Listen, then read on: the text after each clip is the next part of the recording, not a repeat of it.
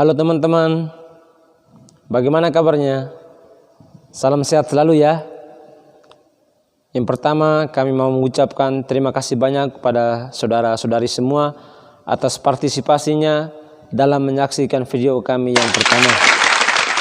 Pada hari ini kami kembali lagi untuk melanjutkan pembahasan kita minggu lalu. Dan untuk tema kedua pada video ini adalah dibaptis mengenakan Kristus. Jadi teman-teman, tujuan dari tema kita ini adalah membantu kita memahami misteri pembaptisan. Berkat pembaptisan, Kristus menyatu dan merasuk seluruh pribadi kita, sehingga dapat dikatakan kita mengenakan Kristus. Jadi teman-teman, video kedua ini akan semakin menarik. Saya harap teman-teman tidak melewati ini. Dan jangan lupa like, komen, dan subscribe.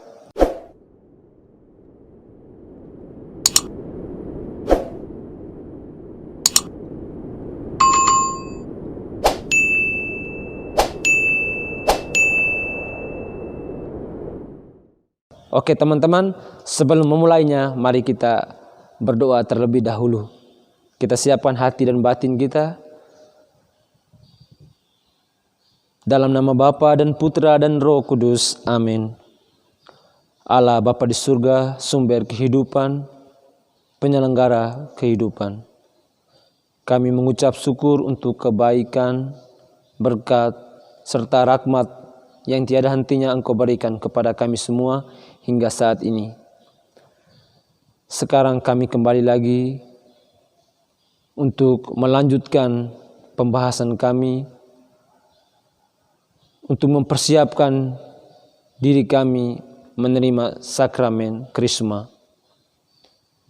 Kami mohon tuntunan Roh Kudus-Mu untuk menuntun kami dalam melakukan pembahasan kami kali ini, agar semakin mematangkan, mendewasakan, dan juga menguatkan kami akan Dikau melalui penerimaan sakramen Krisma kami nanti. Dikau tiada hentinya kami puji ya Tuhan, kini dan sepanjang segala masa. Amin.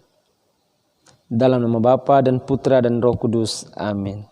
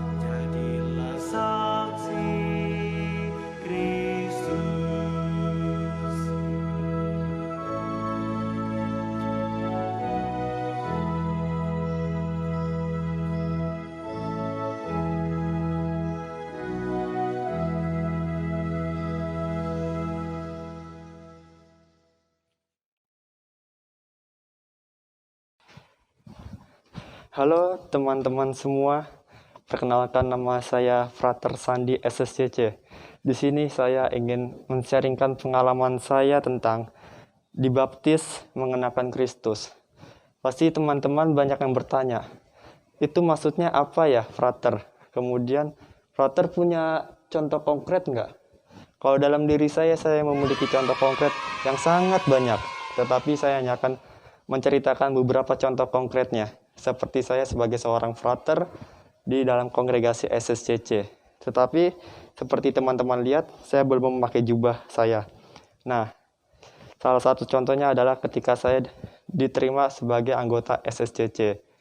Jadi teman-teman, silakan menyimak apa yang saya sharingkan nanti. 1, 2, 3. Oke, teman-teman semua yang dikasihi Tuhan, saya sekarang telah memakai jubah dari kongregasi SSCC. Seperti yang telah saya katakan sebelumnya, saya ingin men-sharingkan pengalaman saya berhubungan dengan tema yang kedua, yaitu dibaptis mengenakan Kristus. Seperti di dalam video sebelumnya, pertanyaannya, Frater, contoh konkretnya seperti apa? Nah, salah satu contohnya itu adalah pengalaman pribadi saya yang ada seorang anggota kongregasi SSCC. Dulu sebelum saya masuk ke dalam kongregasi SSCC, saya sekolah di SMA Strada Thomas Aquino di Tangerang. Nah, kemudian di sekolah, di misa pembukaan awal tahun ajaran baru yang genap, saya bertemu dengan Romo Sipri. Kebetulan dia membawakan misa. Setelah selesai misa, saya datang bertemu dengan beliau dan saya bertanya-tanya apa itu SSCC, dan akhirnya saya tertarik untuk masuk ke dalam kongregasi SSCC. Kemudian saya ikut tes, yaitu saya pergi ke Bandung. Tempat saya tes yaitu di rumah postulan. Ketika saya tes, seperti namanya, yaitu tes. Berarti tes itu ada tes akademik, psikologi, dan satu lagi kesehatan, itu tidak boleh dilupakan. Kemudian saya sudah menjalankan ketiga tes tersebut dan saya sangat bersyukur bahwa saya telah diterima di dalam kongregasi SSCC. Selama 1 tahun saya di Bandung, akhirnya Romo memberikan surat pernyataan kepada saya bahwa saya lanjut ke jenjang berikutnya, yaitu jenjang novis di Batam. Nah, di Batam itu masa saya selama 1 tahun di sana untuk mendalami spiritualitas tentang SSCC dan hidup religius saya. Tetapi sebelum itu saya diberi jubah. Jubah yang ini saya diberikan oleh kongregasi. Kemudian selama 1 tahun, akhirnya saya diperbolehkan untuk mengikrarkan kaul saya, yaitu kemiskinan, ketaatan, dan kemurnian. Ketiga kaul ini saya ikrarkan di novisiat. Dan saya juga diberi skapulir SSCC. Saya mendapatkan skapulir ini dan juga saya secara tidak langsung saya adalah anggota penuh dari kongregasi SSCC. Tetapi bukan tentang jubahnya yang saya dapatkan, tetapi tentang siapa saya, karena sudah dari sebelumnya di Bandung itu saya sudah menjadi anggota SSCC. Jadi ketika saya pergi kemana saja keluar, baik diutus untuk belajar seperti sekarang ini ataupun memberikan rekoleksi, itu yang saya bawa bukan nama saya saja, tetapi ada nama SSCC-nya di belakang, Frater Sandi SSCC. Itu yang saya bawa. Kemudian jubah yang saya pakai itu hanyalah sebagai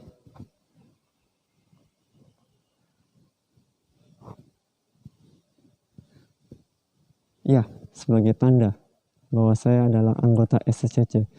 Seperti dibaptis. Baptis itu adalah tanda kita sebagai seorang Katolik bahwa kita ini adalah pengikut Kristus. Tetapi lebih dari itu, yang kita bawa, yang kita wartakan adalah Kristus sendiri, karena kita bersatu dengan Kristus. Jadi, ketika kita pergi kemana saja, berjumpa dengan siapa saja, di sana kita mewartakan kabar gembira dan sukacita, yaitu Yesus Kristus sendiri. Jadi, seperti kata teman kami yaitu Frater Randi, dia mengatakan bahwa tujuannya adalah membantu memahami misteri pembaptisan. Berkat pembaptisan, Kristus menyatu dan merasuk seluruh pribadi kita, sehingga kita dapat dikatakan kita mengenakan Kristus. Seperti yang telah saya katakan sebelumnya, bahwa pembaptisan adalah tanda, tetapi lebih dari itu, yang kita wartakan adalah Kristus, dan Kristus ada di dalam diri kita. Untuk memahami lebih lanjut tentang bab kedua ini, kita akan mendengarkan bacaan kitab suci dan kita akan mendengarkan sharing dari teman kami yaitu Frater James.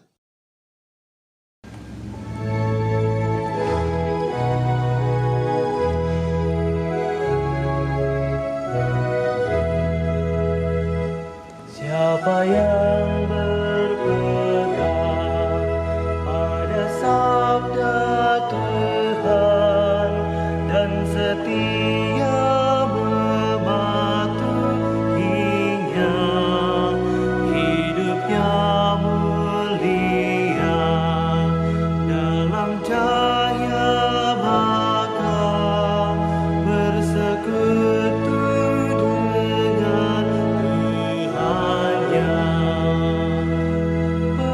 Percayalah dan pegang sabdanya, hidupmu dalam Yesus sungguh bahagia.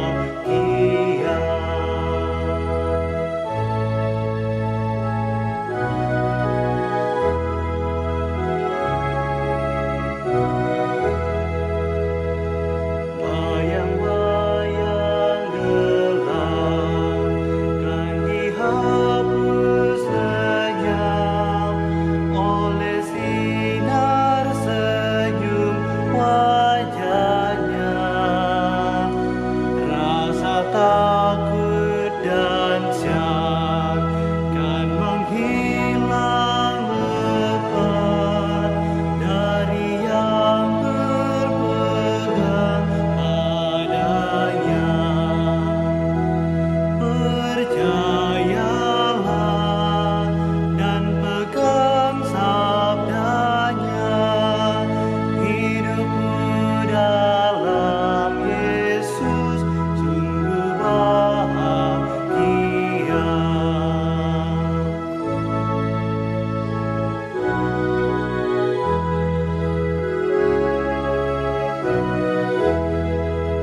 Kasih-Nya yang kekal takkan kita kenal sebelum padanya berserah. Hidup bahagia disediakannya bagi yang berpegang padanya. Percayalah dan pegang sabdanya, hidupmu dalam Yesus sungguh bahagia.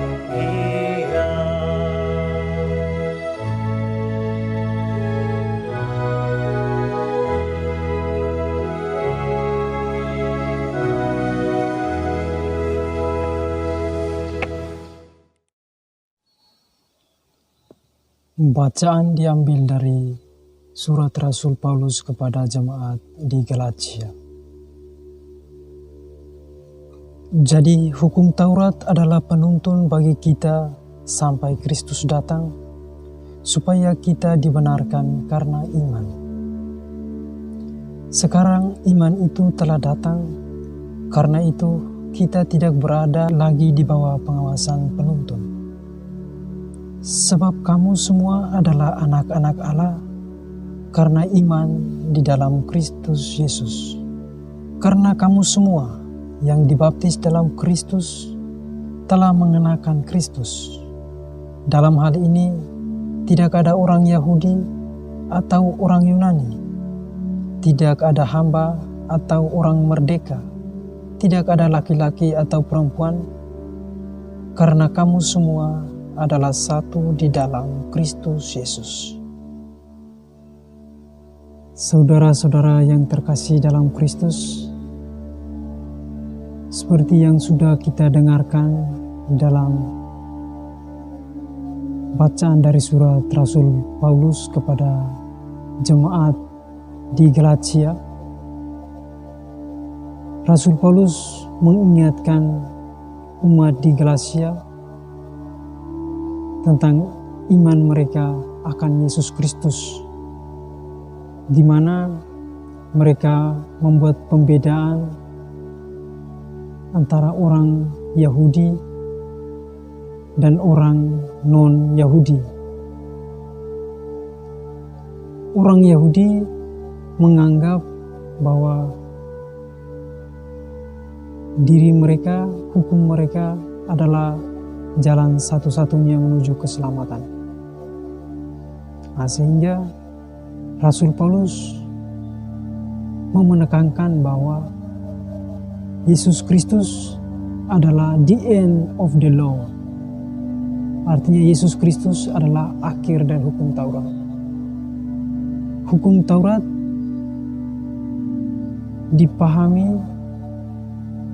oleh orang-orang Yahudi sebagai hukum sepenuhnya. Mereka mengikuti semua aturan dengan memarginalkan atau dengan menyingkirkan orang-orang non-Yahudi, sehingga keselamatan hanya orang yang percaya pada hukum Taurat. Nah, inilah yang ditekankan oleh Rasul Paulus dalam bacaan tadi, ayat 27. Karena kamu semua yang dibaptis dalam Kristus telah mengenakan Kristus.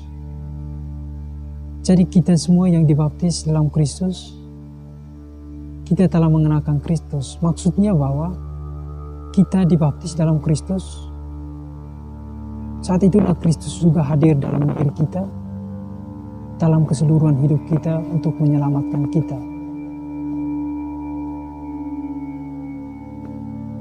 Paulus mau menekankan bahwa hukum Taurat adalah penuntun, bukan sebagai satu-satunya jalan keselamatan.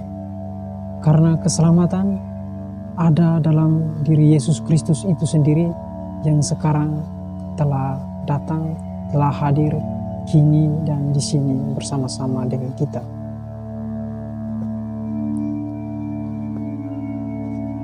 Dalam tradisi Yahudi, misalkan seperti sunat, pertentangan tentang sunat,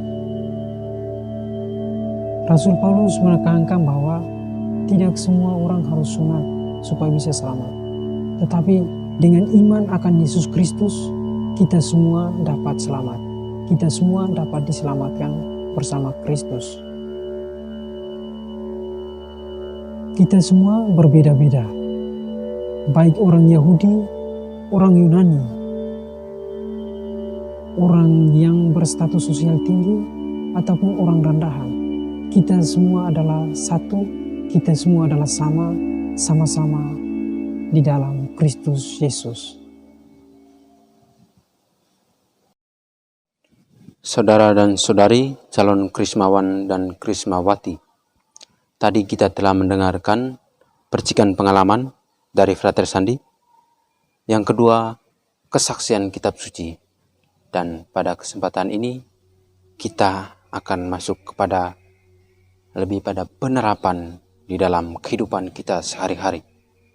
Artinya, apa yang kita pahami dari percikan pengalaman tadi, kesaksian kitab suci, dan sampai pada penerapan di dalam kehidupan kita sehari-hari. Tadi di dalam percikan pengalaman, kita telah mendengar, kita telah mengetahui sama-sama bagaimana Frater Sandi men-sharingkan pengalamannya ketika ia berada di luar sampai masuk ke dalam kongregasi. Proses dari luar sampai masuk ke dalam kongregasi tentunya ada perubahan, dan perubahan itu ditentukan di dalam kongregasi ketika ia masuk postulan sampai pada novisiat dan mengikrarkan kaul dengan menerima tanda yaitu jubah dan skapulir. Dan yang ingin saya garis bawahi bahwa yang paling penting bukanlah jubah yang ia terima, tetapi bagaimana sikap dan karakter di dalam kehidupan Frater Sandi tadi benar-benar menunjukkan bahwa ia seorang SSCC. Di dalam kesaksian kitab suci kita telah mendengarkan bahwa Santo Paulus mengumpamakan Kristus sebagai baju yang dikenakan oleh setiap orang yang telah dibaptis, mempunyai pemahaman bahwa ketika kita baptis dan sekarang yang telah dibaptis sampai saat ini, kita harus mengenakan Kristus. Kristus harus kita tempelkan dalam diri kita. Seperti demikian pun baju yang kita pakai. Tetapi menarik untuk kita bertanya, apakah baju atau baju yang kita kenakan ini bisa kita gonta-ganti, bisa kita ganti kapan saja kita mau? Tentu saja tidak. Setelah kita menerima sakramen pembaptisan, kita sudah seharusnya dengan sadar, tahu dan mau bahwa kita adalah murid Kristus, dan kita harus menampakkan bahwa kita adalah murid Kristus di dalam kehidupan seharian kita. Dan bagaimana untuk menampakkan itu harus ditunjukkan dalam sikap dan tingkah laku kita. Ketika kita menampakkan sikap dan tingkah laku kita sebagai murid Kristus, disitulah kita mengenakan Kristus. Akan tapi menampakkan Kristus bukan berarti supaya dilihat orang, tapi yang lebih penting adalah bahwa saya sadar, tahu dan mau saya adalah pengikut Yesus, dan memang apa yang Yesus ajarkan itulah yang saya lakukan, bukan supaya dilihat orang atau dipuji orang, tetapi saya sadar saya adalah pengikut Kristus. Ini adalah jalan saya, dan inilah sikap dan tingkah laku hidup saya keseharian. Poin yang kedua yang ingin saya sampaikan, bahwa ketika kita menjadi murid Kristus, tidak ada lagi perbedaan di antara kita. Tidak ada lagi yang miskin kaya, tidak ada lagi yang hitam putih, hitam seperti saya atau keriting seperti teman-teman saya. Nah, kebetulan saya lurus, rambut lurus. Jadi menjadi murid Kristus, kita sadar bahwa semuanya adalah sama, setara. Jadi tidak perlu lagi kita mengejek-ejek ke teman saya yang lebih hitam, teman saya yang lebih keriting. Yang lebih penting pula bahwa masih terjadi pembedaan atau yang kita lihat dalam berita-berita di media sosial yang kita terima, bagaimana masih ada pembedaan suku, ras, dan agama. Bacaan dari surat Rasul Paulus dalam ayat terakhir tadi sangat menarik, bahwa tidak ada lagi orang Yahudi, tidak ada lagi orang Yunani. Kita semua maupun yang disunat maupun yang tidak disunat adalah murid Kristus. Ini sangat menarik bahwa menekankan kesatuan di dalam Kristus. Tidak ada lagi orang Batak, orang Tangerang, orang Sunda, orang Jawa, dan sebagainya. Tapi kita sadar di hadapan Kristus, kita adalah murid-muridnya dengan segala perbedaan kita dan harus kita hargai. Ke saudara dan saudari calon Krismawan Krismawati, semoga kita mampu menerapkan apa yang Yesus inginkan di dalam kehidupan kita sehari-hari, agar dengan demikian kita sungguh-sungguh mengenakan Kristus di dalam diri kita. Amin.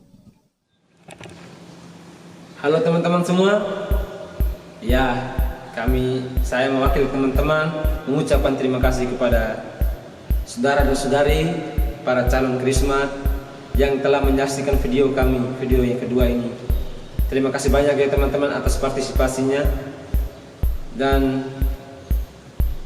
terlihat sekali bahwa video kedua ini semakin menarik pembahasannya. Tapi tidak lupa kami mengingatkan bahwa video ketiga juga tidak kalah menarik teman-teman. Oleh karena itu, jangan sampai teman-teman lewatkan video kami yang ketiga. Kami tunggu ya teman. Harap teman-teman mengunjungi YouTube kami ya. Terima kasih banyak teman-teman. Ingat pesan saya tadi apa? Jangan lupa like, komen, dan subscribe. Oke teman-teman, mari kita tutup pertemuan kita hari ini dengan doa. Dalam nama Bapa dan Putra dan Roh Kudus, amin. Allah Bapa di surga, kami mengucap syukur kepadamu untuk kebaikan-Mu dan berkat-Mu yang kami terima dalam kebersamaan kami. Kami tetap mohon berkat-Mu untuk segala aktivitas kami hari ini. Sudilah Engkau menemani kami, memberkati kami, agar kami semakin matang menjadi laskar-laskar Kristus di dunia ini. Dikau senantiasa kami puji ya Tuhan, kini dan sepanjang segala masa. Amin. Dalam nama Bapa dan Putra dan Roh Kudus, amin. Bye-bye.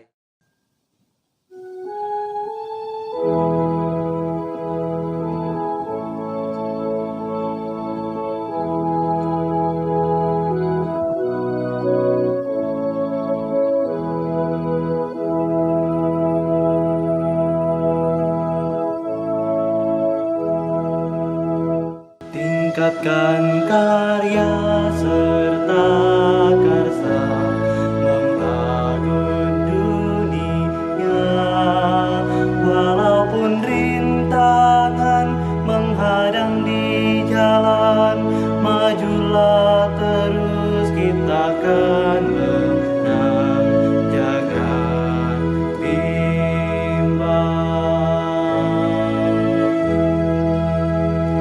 Laksanakan karya nyata, jangan hanya berbicara,